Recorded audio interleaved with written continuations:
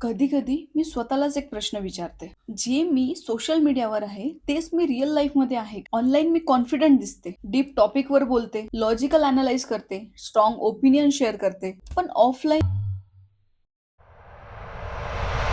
कधी कधी मी खूप ओव्हर थिंक करते. कधी कधी सेल्फ डाऊट येतो. सोशल मीडियावर मी आपलं बेस्ट व्हर्जन दाखवते, good lighting, clear thought, edited words, पण रिअल लाईफ मध्ये एडिटिंग नसते. जर माझा मूड खराब असेल किंवा काही पर्सनल स्ट्रगल चालू असेल तरी मी माझ्या स्टोरीवर प्रोडक्टिव्ह कोट टाकतो. लोकांना वाटतं ही नेहमी हॅपी आणि मोटिवेटेड असते, पण रियालिटीमध्ये कदाचित मी स्वतःला मोटिवेटेड करत असते. मग हे असं का होते? थोडं रिसर्च केलं आणि तेव्हा मला समजलं की ही फक्त माझी प्रॉब्लेम नाहीये. सायकोलॉजिस्ट इरविन गोफमॅन त्यांनी त्यांच्या book the presentation of self in everyday life मध्ये सांगितलेलं, आपण सगळेच आयुष्यामध्ये एक रोल प्ले करतो. जसं स्टेजवर ऍक्टर परफॉर्म करतो ना, तसंच आपण सोसायटीमध्ये आपण स्वतःचा परफॉर्मन्स देतो. त्यांनी त्याला नाव दिलं आहे फ्रंट स्टेज आणि बॅक स्टेज. फ्रंट स्टेज म्हणजे लोकांसमोर दाखवलेलं व्हर्जन, बॅक स्टेज म्हणजे आपलं व्हर्जन, खरं व्हर्जन. आज सोशल मीडियामुळे आपलं फ्रंट स्टेज व्हर्जन 24/7 चालू असते. आपण ऑनलाईन जास्त कम्फर्टेबल असतो, पण रिअल कन्व्हर्सेशन ऑकवर्ड वाटायला लागते. आजचं बिगेस्ट चॅलेंज आहे ऑथेंटिसिटी मेंटेन करणं. मी ऑडियन्स साठी बोलते की माझ्या व्हॅल्यू साठी? आणि फायनली मला सोल्युशन सापडलं. मला वाटते ऑनलाईन व्हर्जन मध्ये आणि रिअल व्हर्जन मध्ये गॅप कमी ठेवायचा. परफेक्ट दिसण्यापेक्षा ऑनेस्ट राहणं इम्पॉर्टंट आहे.